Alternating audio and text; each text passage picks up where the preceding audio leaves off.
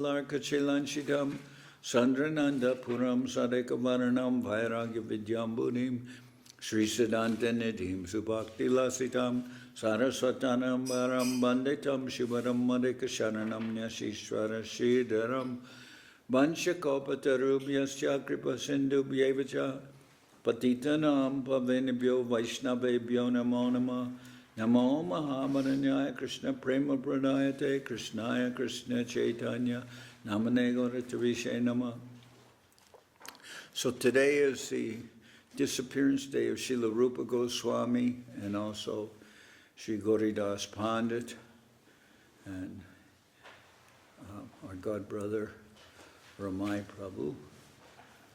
So I thought I will read from the Madhya Lila. Lord Sri Chaitanya Mahaprabhu instructs Srila Rupa Goswami. So previously, Mahaprabhu was in Vrindavan, and it's mentioned that just the mention of the name of Vrindavan would normally send Mahaprabhu into ecstasy, but so his ecstasy increased hundreds of times or more when he was in Vrindavan. And Mahaprabhu became at times oblivious to the environment. He would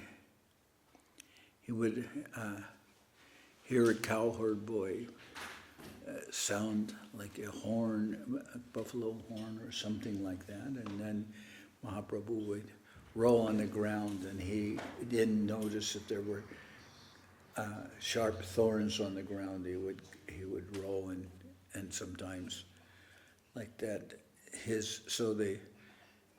And then when he went to Akruragat, Mahaprabhu was thinking that in Akruragat, the residents of Vrindavan saw the spiritual world. So Mahaprabhu submerged himself in the Jamuna for some time, and he is unaffected, but his servants like Balabhadra, Bhattacharya, they were very disturbed. So they made a decision to take Mahaprabhu out of Vrindavan, and they said, well, now it's coming up to Magh Sankranti in January, that when people go to Prayag to bathe in the Ganga. So let us take Mahaprabhu to Prayag. So Mahaprabhu, he praised Balabhadra Bhattacharya, and he said, it's by your mercy that I've seen Vrindavan, so I owe everything to you, so whatever you ask me to do, I will gladly do. And then it says, even Mahaprabhu was leaving Vrindavan. He didn't have any desire per se to leave Vrindavan, but just the thought that he was leaving in Vrindavan, just the thought of Vrindavan, he was ecstatic while leaving. Even though he's separating himself from Vrindavan, he's still in ecstasy thinking of Vrindavan, because that is actually our mood. We're the mood of service and separation. We're not thinking in terms of that we have attained something, but rather we will serve in separation. And Guru Maharaj, Srila Sridhar Maharaj said, a person is known according to their ideals. So that is our ideal, the divine plane of service. We may not feel that we're on that plane. Anyway, Mahaprabhu, he left Vrindavan. They said, let us go to Prayag. So Mahaprabhu went to Prayag. When he got to Prayag, there he met with the Vallabha, who's recognized as a one of the main proponents of another sampradaya. Which sampradaya is that? Is that the what? Oh, no, I don't know if it's the Nimbarka sampradaya or what, but it's in Gujarat mostly that. So Vallabha is. So Vallabha he is a good devotee, but a little formalistic. And he, huh? The Sri Sampradaya. Pardon me? The Sri Sampradaya. No, that's South India. Vishnu Swami. So Mahaprabhu went to the house of Vallabhabhata in Adaila, and there he met Raghupati Upadhyaya. And the whole family of Vallabhabhata was seeing that Mahaprabhu was asking Raghupati Upadhyaya questions, and Raghupati Upadhyaya was composing verses. And Guru Maharaj quotes those verses where Raghupati Upadhyaya, for instance, he says, why should I wildly follow this path or that path, looking for Krishna, when I see, and then Guru Maharaj says, if someone, this is all done in a not a thoughtful way. So if somebody says that a hawk has come down and snatched my nose, should I run off wildly in this direction or that direction searching after the hawk, or should I first see if my nose is still there? So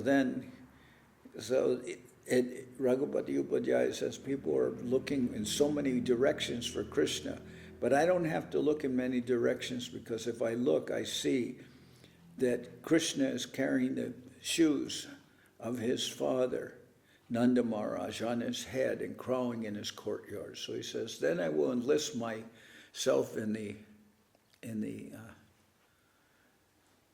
that line of Krishna's father, of Nanda Maharaj. There he has Krishna so controlled. Then why have to go wildly searching after Krishna when he's really in the province of his devotees? So Raghupati Upadhyaya recited many beautiful verses, or not many, but some important verses. And actually Vallabhabhata was amazed, and he and his family, they could see that deep level of interchange that was going on between Mahaprabhu and Raghupati Upadhyaya. But then it says that Vallabhabhata returns Mahaprabhu to Prayag. And there, when he was Mahaprabhu was at the house of Vallabhabhata, then Rupa Goswami was there with his younger brother Anupama. And they were at the house. And when when Vallabhabhata tried to approach them, they more or less retreated and said, we're not worthy, please don't touch us. And then Mahaprabhu tested Vallabhabhata, and he said, you don't bother with Rupa Goswami, he's from a very low position. And then Vallabhabhata understood, and he correctly answered, and he says, how can he be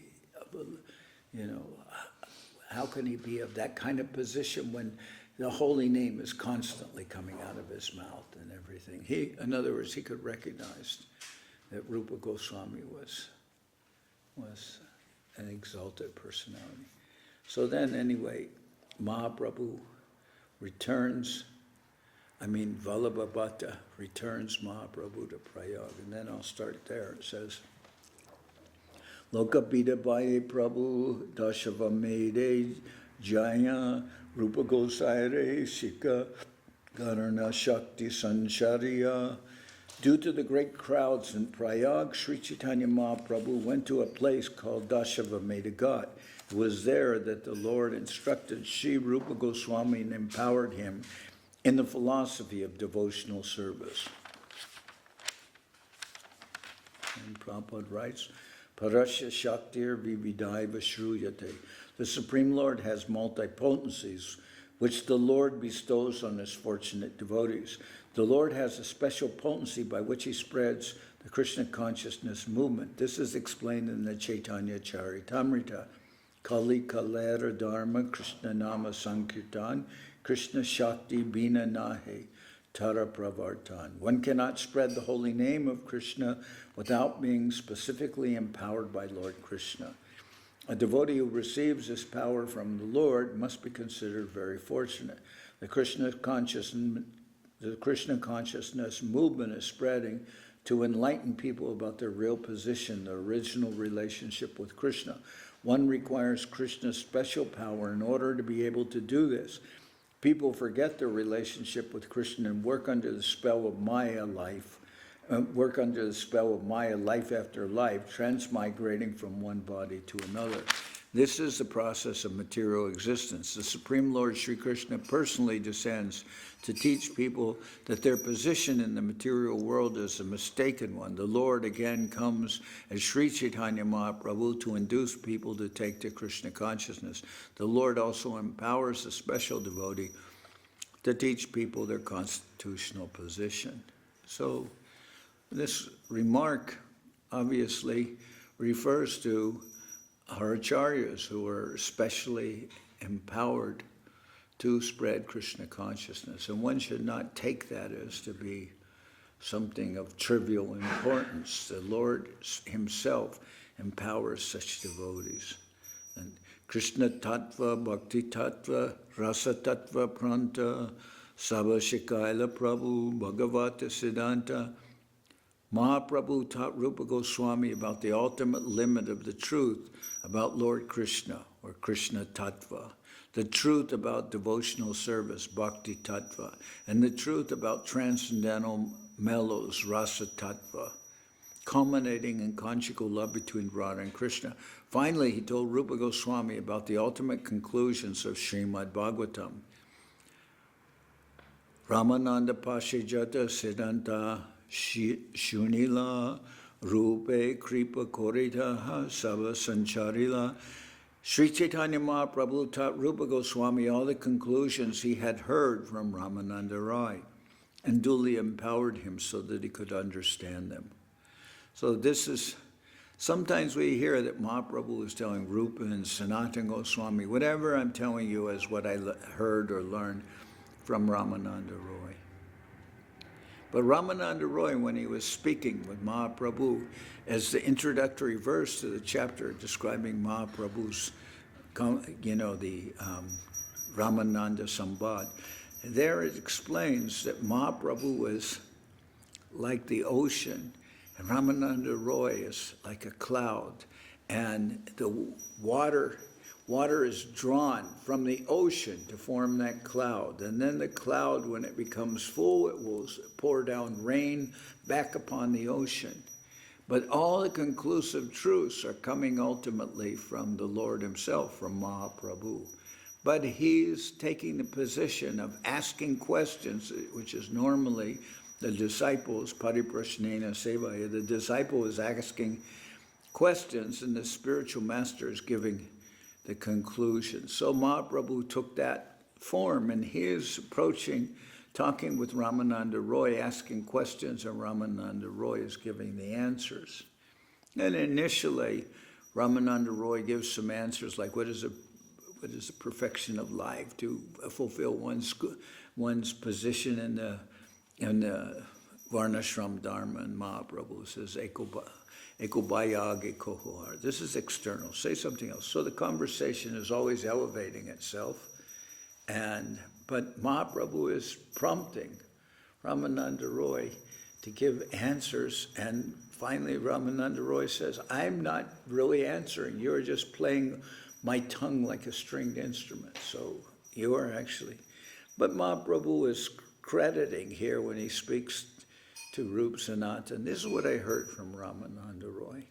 Ramananda Roy objected a little bit to this, and then Mahaprabhu said, Kiba Vipra Kiba Nyasi Shudra Kaninoy Ye Krishna Tattva Veta Seguro Hoy.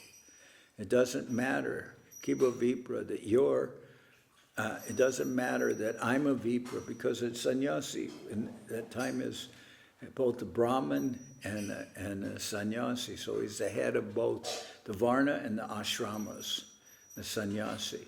And Ramananda Roy is objecting to taking a position. Ramananda Roy was considered by many of the people, although he's the governor of that area, he's the governor, but he's appointed by the king, Maharaj Prachaparudra, but he's objecting that I'm considered like a Sudra and you're an elevated sannyasi. How can I be giving you answers? And then Mahaprabhu says, Kiba Vipra, Kiba Nyasi Shudra Kanino. It doesn't matter that I'm a Brahmin, Kiba Vipra, Kiba Nyasi, or that I'm a sannyasi, Kiba Vipra, Kiba Nyasi, Shudra Kanino, or that you may be considered by people as a Shudra because people would refer to Ramananda Roy, even though he wasn't, but they would consider him a Shudra. And then Mahaprabhu's Kiba Vipra, Kiba Nyasi Shudra Kanino, Ye Krishna Tattva Seguru Hoy. But if you can actually speak Krishna Tattva Veda, if you can speak about the Lord, if you can then you may be seen as a guru. It doesn't matter what your external position is. I may be a sannyasi, but I'm hearing from you. So anyway, this is the relationship. Then here it says, Mahaprabhu taught Rupa Goswami, okay, Ramananda Pasha Jata Siddhanta Shunila Rupe Kripa Koritaha Sabasancharila. Sri Chaitanya Mahaprabhu taught Rupa Goswami all the conclusions that he had heard from Ramananda Roy and duly empowered him so that he could understand them. Shri Rupa Vridaye Prabhu Shakti Sancharila Sarvatattva Nirupane Pravina Korila. By entering the heart of Rupa Goswami, Sri Chaitanya Mahaprabhu empowered him to ascertain properly the conclusions of all truths. He made him an experienced devotee whose decisions correctly agreed with the verdicts of the disciplic succession. Then Rupa Goswami was personally empowered by Sri Chaitanya Mahaprabhu. And really, if we understand what is a central purpose of the Sri Chaitanya Charitamrita that Krishnadas Kaviraj had, it's to present Srila Rupa Goswami as the leader of our sampradaya. This is one of the purposes. A very exalted devotee and also who gave very beautiful conclusions. Prabhupada Saraswati, who was the uncle of Gopal Bhatta Goswami from when Mahaprabhu was in South India. Prabhupada Saraswati was eminently qualified, but he asked that please don't take my name in the Chaitanya Charitamrita, because he knew that part of the purpose of Chaitanya Charitamrita is also to establish Srila Rupa Goswami as the leader of our sampradaya. That's clearly there in the Sri Chaitanya Charitamrita. So, Shri Rupa Hridaye Prabhu Shakti Sancharila Sarvatattva Nirupane Pravina Korila. By entering the heart of Rupa Goswami, Mahaprabhu empowered him to ascertain properly the conclusions of all truths. He made him an experienced devotee whose decisions correctly agreed with the verdicts of the disciplic succession. Thus, Shri Rupa Goswami was personally empowered by Sri Chaitanya Mahaprabhu. Shivananda Sener Putra Kavikarnapur Ruper Milana Swagrante Liki Jachena Prachur. In his book Chaitanya Chandrodaya, Kavikarnapur, the son of Shivananda Sen, has elaborately described the meeting between Sri Rupa Goswami and Sri Chaitanya Mahaprabhu. Kalena Vrindavana Keli Bharta Lubteti Tam Kyapaitum Visishya Kripam Ritena Visishecha Devas Tatraiva Rupam Cha Sanatanam Cha. In the course of time, the transcendental news of Krishna's pastimes in Vrindavan was almost lost. to enunciate explicitly those transcendental pastimes, Sri Chaitanya Mahaprabhu empowered Srila Rupa Goswami and Sanatana Goswami with the nectar of his mercy to carry out their work in Vrindavan. Yag prag eva priya guna ganar gara badopi mukto ge gehadya sad rasaiva paro murta evapi amurta prema lapar drida tarar Parishvanga Rangai Prayage Tamshi Rupam Samam Anupamena Nu Jagrahak Deva. From the very beginning, Srila Rupa Goswami was deeply attracted by the transcendental qualities of Sri Chaitanya Mahaprabhu. Thus he was permanently relieved from family life. Srila Rupa Goswami and his younger brother Vallabha, or Anupama, were blessed by Sri Chaitanya Mahaprabhu, although the Lord was transcendently situated in his eternal form. At Prayag, he told Rupa Goswami about ecstatic love of Krishna. The Lord then embraced him very fondly and bestowed all his mercy upon him. Priya Swarupe, Dayita Swarupe, Prema Swarupe, Sahajabi Rupe, Nijanu Rupe, Prabhureka Rupe, Tatana Rupe, Swavilasa Rupe. Indeed, Srila Rupa Goswami, whose dear friend was Swarup Damodar, was the exact replica of Sri Chaitanya Mahaprabhu, and he was very, very dear to the Lord.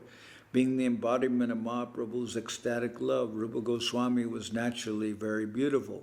He very carefully followed the principles enunciated by the Lord, and he was a competent person to explain properly the pastimes of Lord Krishna.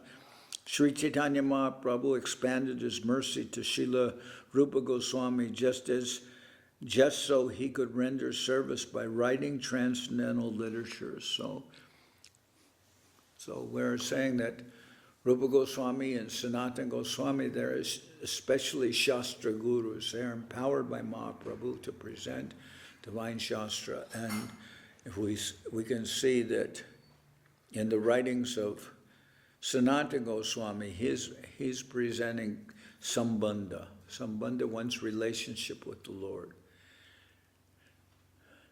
And we can say he wrote Brihad Bhagavatamrita, Hari Bhakti Vilas, and he's presenting what are the different understandings of the relationship one has with Krishna. Like I heard it once explained, I believe, by Guru Maharaj. It's like you have to know what your situation is and what the destination is. If you get into a vehicle to go to a destination, you have to be able to present the driver with an adequate address. You just can't get into a vehicle without knowing where you're going. So the relationship that one has with the Lord it's very essential to know that relationship and to be able to distinguish between other paths and all other forms of adulteration that can enter into one's service. So we'll say that's within Sambandha, to understand correctly things, just like we've heard it said that different persons are chanting the Maha Mantra. But when we, for instance, Hare Krishna and Hare Rama, but when we're chanting Rama, it doesn't refer to Ramachandra. The Gaudiya Vaishnava idea is or understanding is that Maha Mantra is completely about service to Krishna. And if there's Hare Krishna, Hare Rama, that will refer to Radha Raman, or how you will see it in relationship with Krishna. That is our destination. Jivar Swarupa Krishna Nitya Das. That is our eternal relationship is with Krishna. That we are eternally servants of the Lord. That's our constitutional position. So that'll be understood. Then we can understand what is the proper situation. What is our ideal, where we are situated. And then comes Abhideya, and Rupa Goswami is giving Abhideya, the process of devotional service. If you have a relationship that you're the eternal servant of the Lord, then the means of satisfying that is that relationship is through devotional service. And that is being explained by Rupa Goswami in so many books. So, Emata Karna Pura Like Stane Prabhu Kripa Koila Jaiche Rupa Sanatane. The characteristics of Srila Rupa Goswami have thus been described in various places by the poet Kavi Karnapur. An account has also been given of how Sri Chaitanya Mahaprabhu bestowed his causeless mercy upon Srila Rupa Goswami and Srila Sanatana Goswami. Mahaprabhu Jata Bora Bhakta Matra Rupa Sanatana Sabha Kripa Gaurava Patra. Srila Rupa Goswami and Sanatana Goswami were the objects of love and honor for all the great stalwart devotees of Sri Chaitanya Mahaprabhu. Keho Jadi Deshi Jaya Deki Brindavan Tare Prashna Korana Prabhur Parishadagan. If someone returned to his country after seeing Vrindavan, the associates of the Lord would ask him questions. Kahatahan Kaiche Rahe Rupa Sanatan Kaiche Rahe Kaiche Vairagya Kaiche Bojan. They would ask those returning from Vrindavan, how are Rupa and Sanatan doing in Vrindavan? What are their activities in the renounced order? How do they manage to eat? These were the questions asked. Kaiche Ashta Prahar Korana Sri Krishna Bhajan Tabe Prashamshya Kohe Se Bhaktagan. The Lord's associates would also ask, how is it Rupa and Sanatan are engaged in devotional service 24 hours daily? At that time, the person who had returned from Vrindavan would praise Srila Rupa and Sanatana Goswamis. Aniketa Duhe Bane Jata Brikagan Ek Brikeratale Ek Ratri Shayan. The brothers actually have no fixed residence. They reside beneath trees, one night under one tree and the next night under another. Vipra Grihe Stula Bikka Kahan Madhukori Shushka Ruti Chana Chivai Boga Parihari. Srila Rupa and Sanatana Goswami beg a little food from the houses of Brahmins, giving up all kinds of material enjoyment. They take only some dry roti or chapati and some chana, some chickpeas. Karunya matro hate kata chinda bahirvas Krishna kata Krishna nama nartana ulas. They carry only water pots and they wear torn quilts. They always chant the holy names of Krishna and discuss his pastimes. In great jubilation, they also dance. Ashtaprahar Krishna Bhajan Charidanda Shayane Nama Sankirtane Seho Nache Kondine.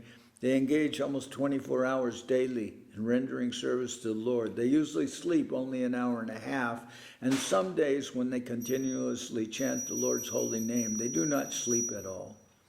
Kabu Bhakti Rasa Shastra Koraye Likan Chaitanya Kata Shune Kore Chaitanya Chintan. Sometimes they write transcendental literatures about devotional service, and sometimes they hear about Sri Chaitanya Mahaprabhu and spend their time thinking about the Lord. Ekata Shune Mahantera Mahashuka Hoy Chaitanya Kripa Jahe Tache Ki Vishmoy. When the personal associates of Sri Chaitanya Mahaprabhu would hear of the activities of Rupa and Sanatana Goswamis, they would say, what is wonderful for a person who has been granted the Lord's mercy. Chaitanya Kripa Rupa Liki Jachanapane Rasamrita Sindhu Grantera Mangala Charane. Srila Rupa Goswami has personally spoken about the mercy of Sri Chaitanya Mahaprabhu in his auspicious introduction to his book, Bhakti Rasamrita Sindhu. Ridi Yasha Pranaya, Ridi Yasha Pranaya, Ridi Yasha Preranaya Pravartitoham Varakarupopi Tashyaharer Para Kamalam Bande Chaitanya Devasha. Although I am the lowest of men and have no knowledge, the inspiration to write transcendental literatures about devotional service has been mercifully bestowed upon me. Therefore, I am offering my obeisances at the lotus feet of Sri Chaitanya Mahaprabhu, the Supreme Personality of Godhead, who has given me the chance to write these books. Ematadasha Dina Prayage Rohiya Shri Rupe Shikha Dila Shakti Sancharya. For 10 days, Mahaprabhu stayed at Prayag and instructed Rupa Goswami, empowering him with the necessary potency. Prabhu Kohe Shuna Rupa Bhakti Rasera Lakan Sutra Rupe Kohe Bishtar Na Jai Barnan. Mahaprabhu said, my dear Rupa, please listen to me. It is not possible to describe devotional service completely. Therefore, I am just trying to give you a synopsis of the symptoms of devotional service. Parapara Shunya Gabir Bhakti Rasa Sindhu Tomaya Chakai Te Tara Kohe Ek Bindu. The ocean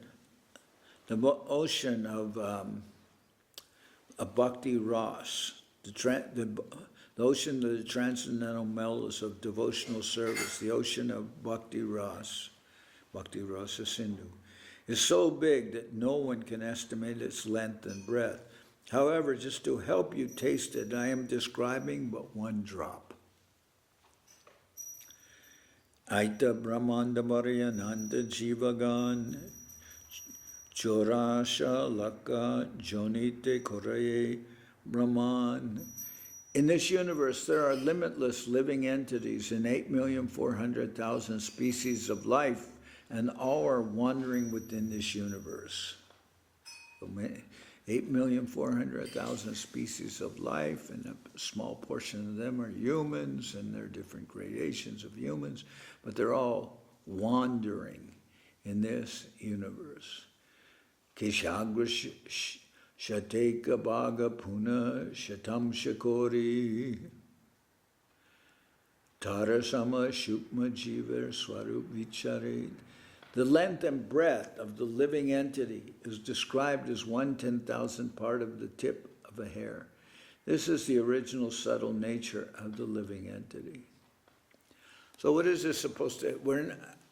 measurement is one thing, but it is said that among infinitesimal particles, I am the Jiva soul.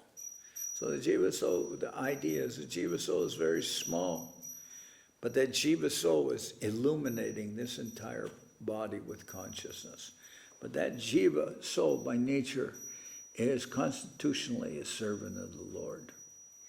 The length and breadth of the living entity is described as 1/10,000th part of the tip of a hair. This is the original subtle nature of the living entity. Kishadrashata Bhagasya Shatamsha Sadrishatmaka Jiva Shukma Swarupo Yam Sangyatito Ichitkana. If we divide the tip of a hair into 100 parts and then take one of these parts and divided it again into 100 parts, that very fine division is the size of but one of the numberless living entities. They are all chitkana, particles of spirit and matter. No more understanding from these descriptions how practically imperceptible is the Jiva soul in terms of size. But the Jiva soul can be perceived because it has illuminated the entire body with consciousness. And consciousness is a symptom of the presence of spirit. So we're our body everywhere.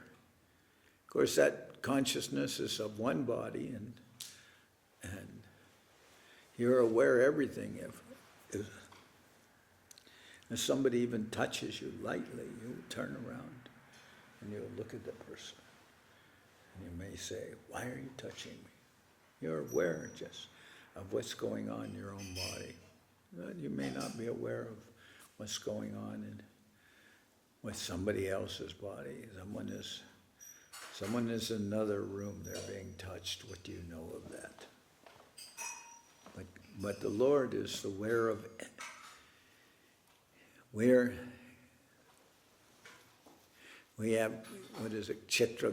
We have knowledge limited to this body, but the Lord is aware of what is happening with everyone.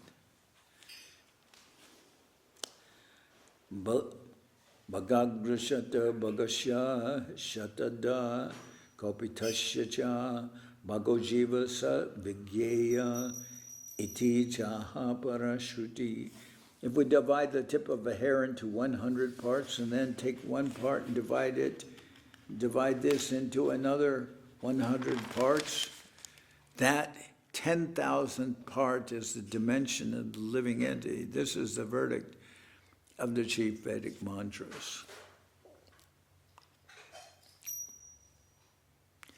So, in terms of the description, I'm not so much caught up in the understanding the divisions of hairs into 100 parts and the division of that into 100 parts and understanding that is the size of the soul. I'll just take it that this is a very small size and that soul, what can I say?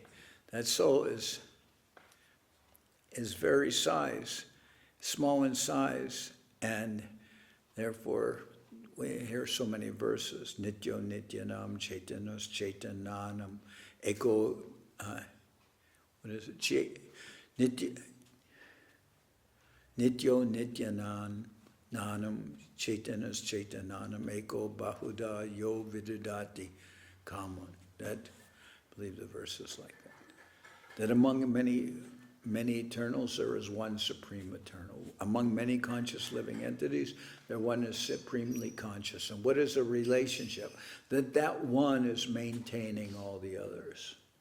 That Lord is maintaining all the jiva souls. They're all being maintained by the Lord. So we are in a position of dependence on the Lord. If we were infinitely sized, which we're not, then perhaps we could say that we would not be dependent. But that is not our situation. We are minute in size, and we are completely dependent on the Lord. The Lord, He is a maintainer. Anyway, how I say it, I don't know, but that is the relationship.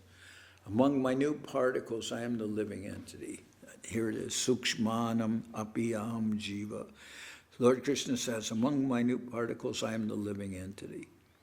Aparimita dhruvas tanu brito yadi sarvagatas tarhina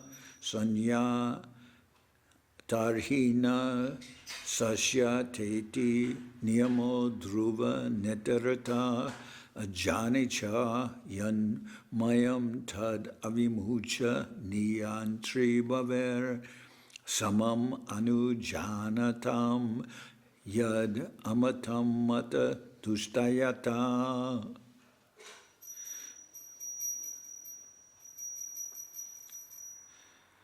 Samam anujanatam yam amatam mat dushtataya. O Lord, although the living entities who have accepted material bodies are spiritual and unlimited in number, if they were all pervading, there would be no question of their being under your control. If they are accepted, however, as particles of the eternally existing spiritual entity, as part of you, who are the Supreme Spirit whole, we must conclude that they are always under your control. If the living entities are simply satisfied with being identical with you as spiritual particles, then they will be happy being controllers of so many things. The conclusion that the living entity and the Supreme Personality of Godhead are one and the same is a faulty conclusion. It is not a fact. Qualitatively the same, but quantitatively there is no similarity at all. The Lord is of infinite, and He's maintaining everything.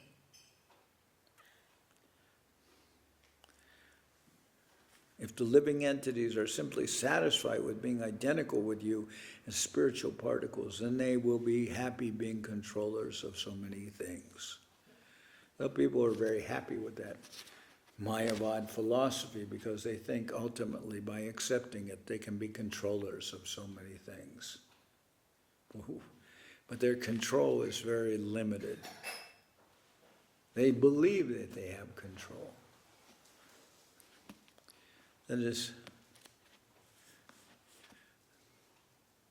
what is this saying? The pauper is proud of his penny. We have nothing, but we're proud of that. Taramadye stavara jangama duibed, jangame tiryak jala stalachara vibed.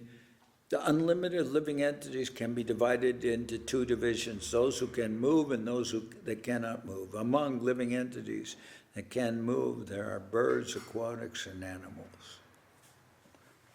Taramadye manusya jati api alpatara, taramadye malecha pulinda bodhisavara.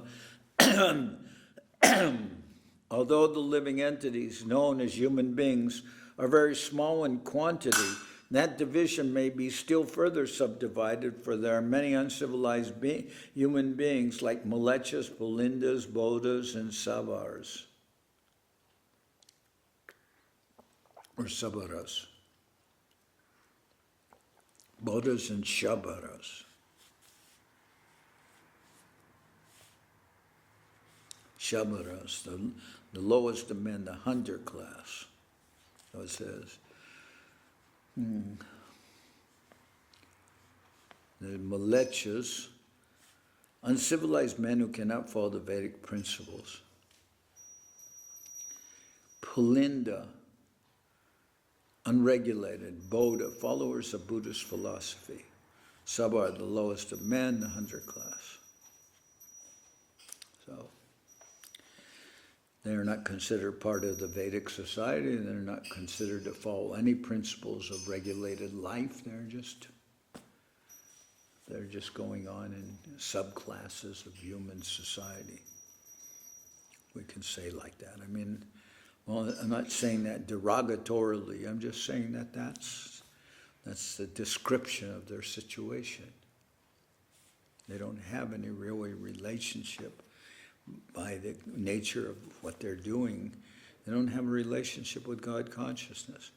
Vedanishta madhye ardeka vedamukhe mane vedanishida papa kore dharma nahigane. Among human beings, those who are followers of the Vedic principles are considered civilized.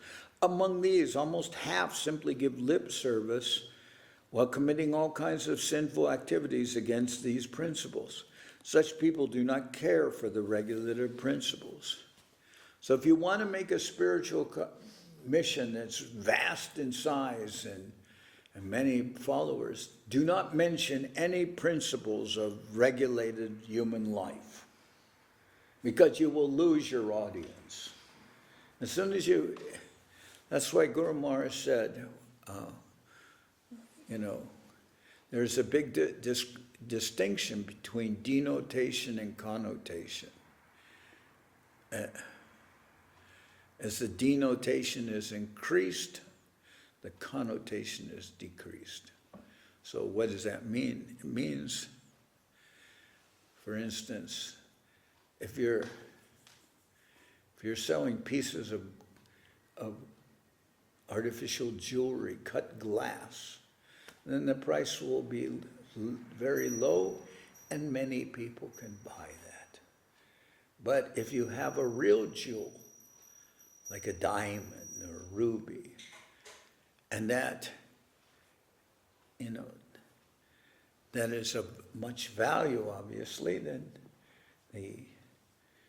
then not so many people will be able to purchase that.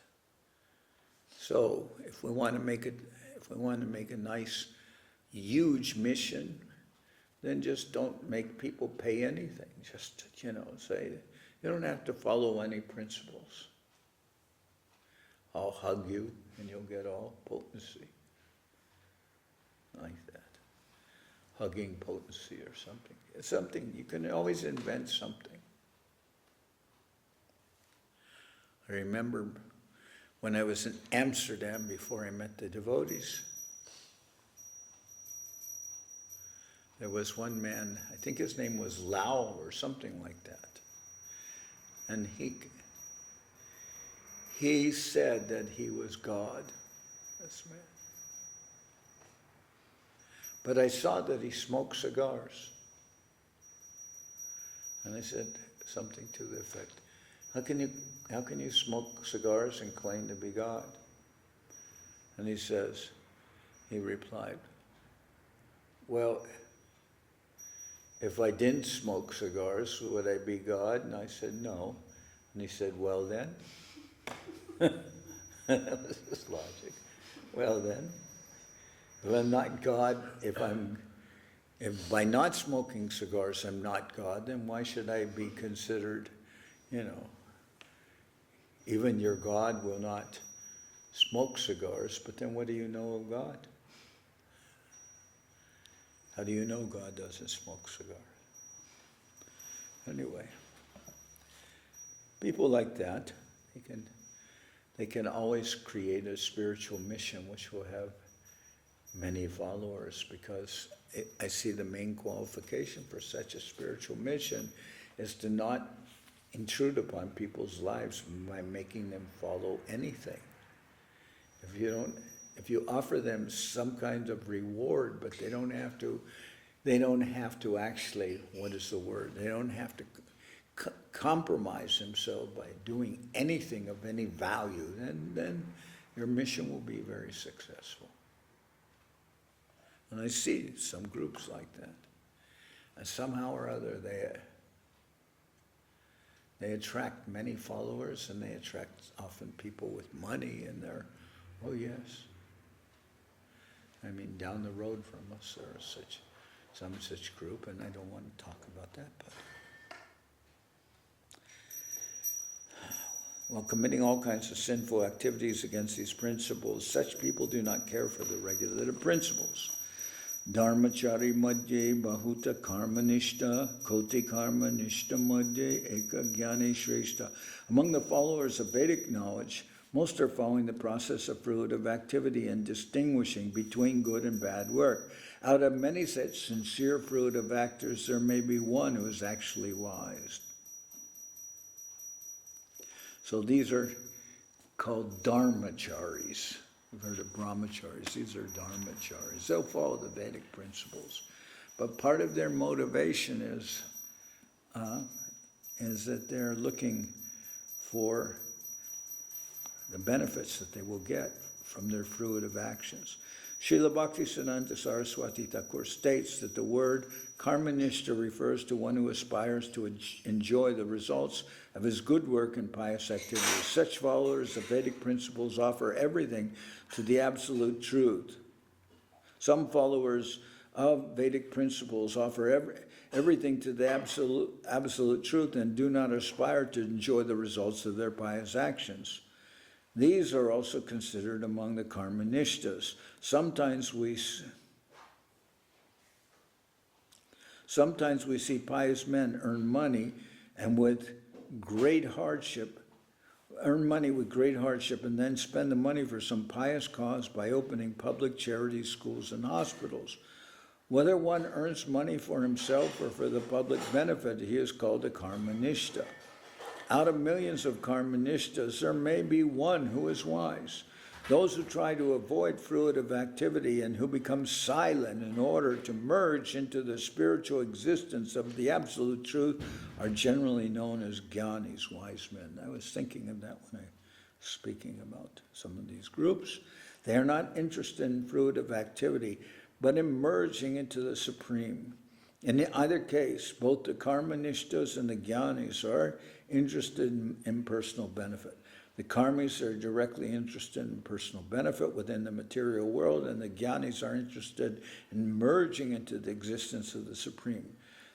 The jnanis maintain that fruitive activity is imperfect. For them, perfection is the cessation of work and the merging into the Supreme existence. That is their goal in life. The jnani wants to extinguish the distinction between knowledge, the knower, and the aim of knowledge. This philosophy is called monism, or oneness, and is characterized by spiritual silence. And I was thinking of that when I was talking about groups that don't make a very low barrier for people to engage in. When the leader, who's, I believe, a sincere person, is maintaining for the last, 20, 40 years of his life, a vow of silence and writing only on blackboard and things like that. So this is, what is that? Vote of silence is called, what is the term, the vote of silence? Mona. There, what? Mona Vrata. I'm just writing on a chalkboard. Doesn't have many followers. A pious man, but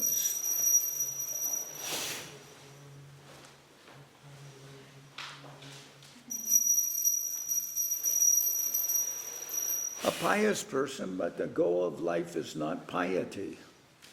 The goal of life is not to just maintain a pious position, nor is it to get rid of all one's difficulties by merging in some impersonal conception, maintaining an impersonal conception, and one can cancel out everything of material life by just negating it. That has nothing to do with spiritual existence.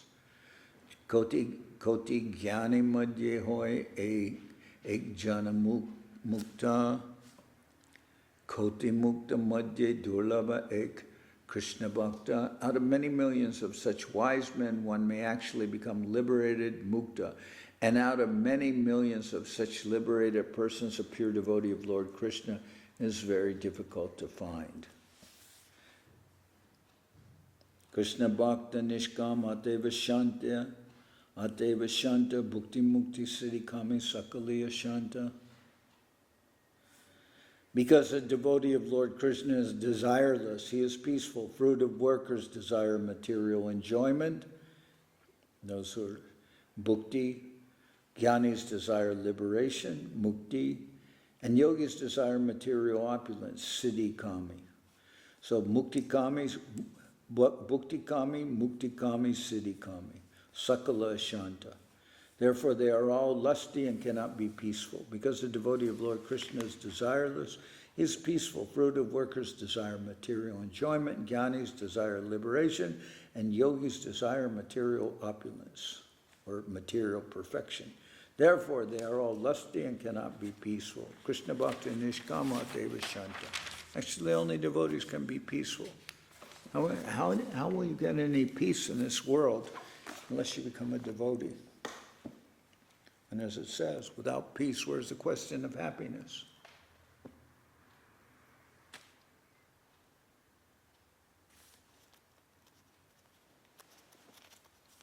Let's see what, we'll see. Muktanam api siddhanam narayana parayana sadurlabha prashantatma kotishvapi mahamune. O great sage, out of many millions of materially liberated people who are free from ignorance, and out of many millions of siddhas who have nearly attained perfection, there is hardly one pure devotee of Narayan. Only such a devotee is actually completely satisfied and peaceful. So, running out of time, and I really haven't gone into actually Mahaprabhu's. Well, Mahaprabhu is teaching Srila Rupa Goswami. He's giving him all these instructions that Dashavameda got.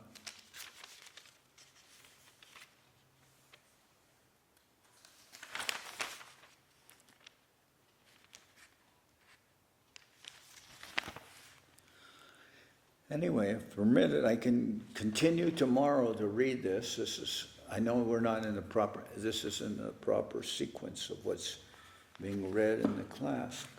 Right now, how Pradyumna Mishra received instructions from Ramananda Roy. But I'll continue maybe tomorrow reading some of the instructions of Mahaprabhu to Rupa Goswami. Today's Rupa Goswami's disappearance day, and also that of Gauridas Pandit.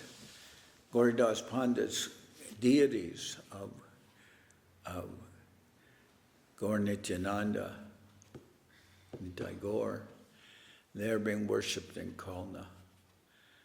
3 deities were worshipped during Mahaprabhu's time. One was we go to the deities of Dvijavaninath and Champahati.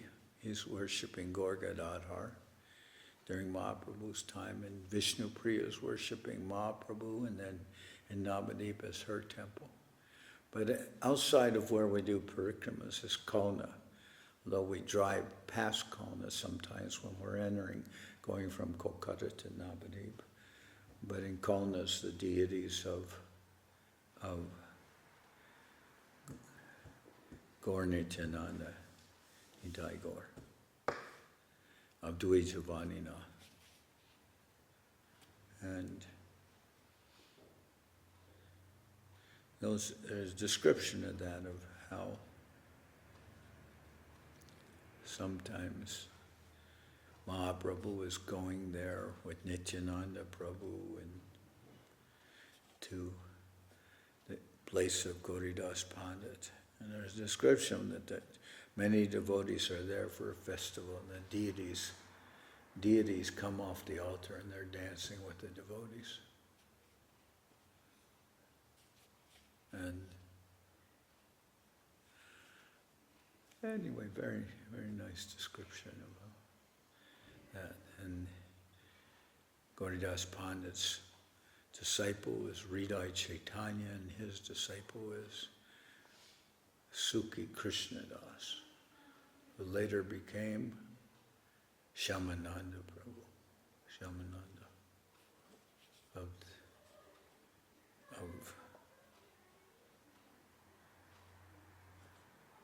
who was with Shyamananda, was with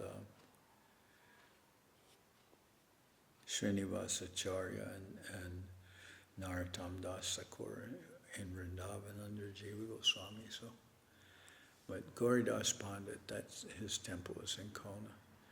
Govinda Maharaj said, I never made it a separate endeavor to go see the temple of Kalna, but when I had some court case that I had to be there, some work, then he said, I took Guru Maharaj's permission to go see the deities of Gauridas Pandit in Kalna, and then he gave me that permission. So,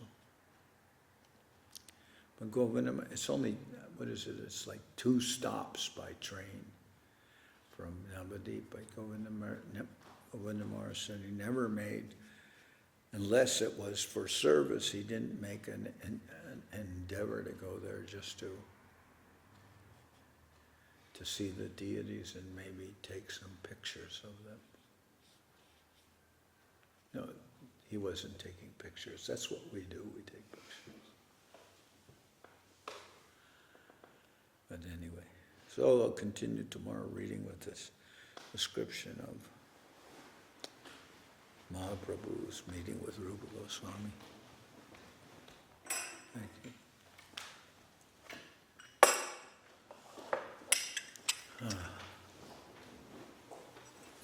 I believe today Tyagi Maharaj is coming here. 7:30. And tomorrow Madhusuda Maharaj is coming. Wednesday. No, Tuesday. Yeah. You know that, right? Yes, the 13th of August, Tuesday. Pardon me? Tuesday, 13th. Tuesday. Hari Haraya Nama Krishna Yaravaya Nama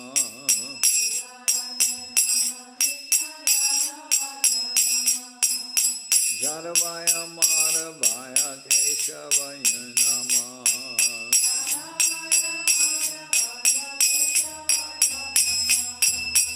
Gopa Govinda Ram Shri Madhusudan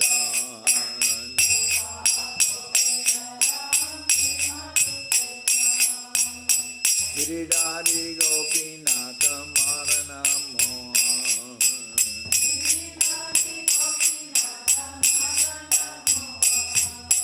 Shri Chaitanya Nityananda Shri Advaita Chandra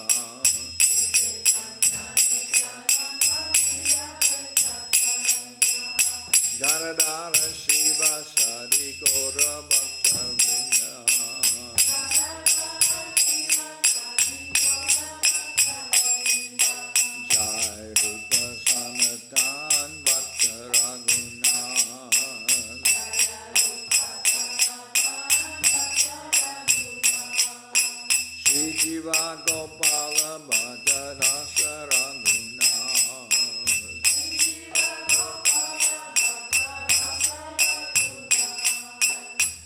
Jai Gosai Kori Charana Bandhan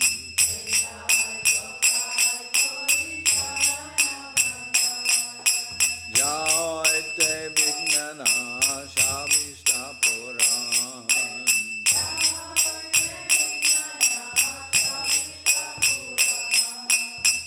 Jai Gosai Jar Mui Taradas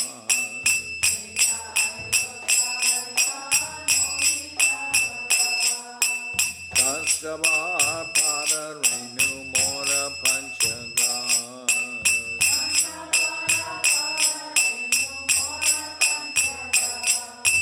Kader Charana Sevi Bhakta Sanibas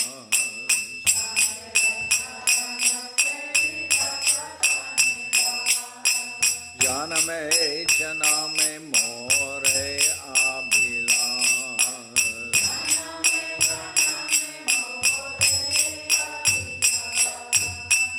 Jai Gosai Jabe Braje Koilabas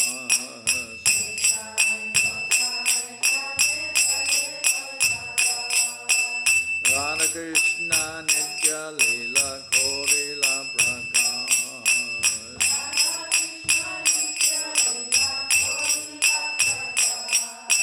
Anande Bolo Hari Bhaja Vrindavan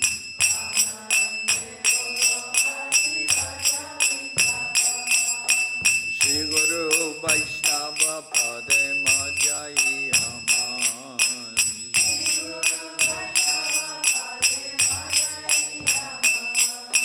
Shri Guru Vaishnava Pad Padma Koriyas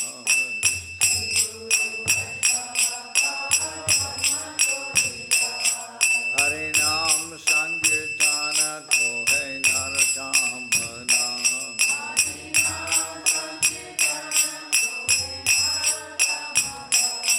Hare Krishna Krishna Krishna Hare Hare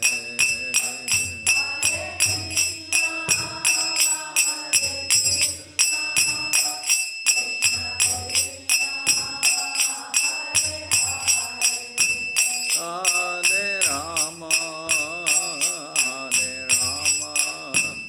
Rama Rama Hare Hare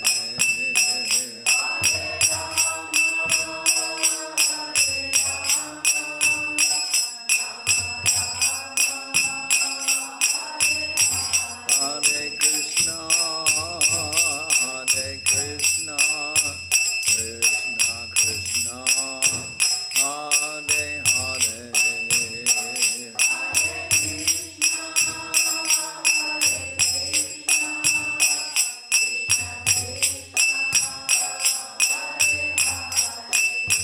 Hare Rama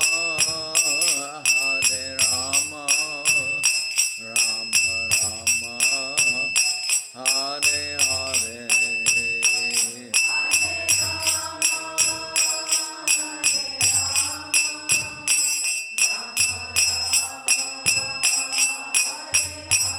Nitai Gora Hari Bo Hari Bo Hari Bo Hari Bo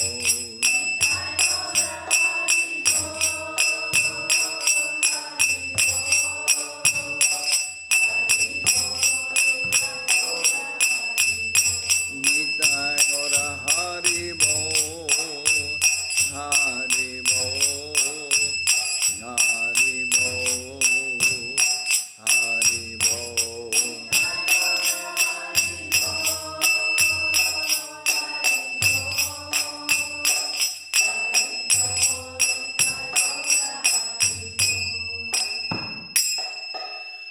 Jai Saparikara Shishi Guru Guranga Gan Radha Giridhari Ju Ki Jai.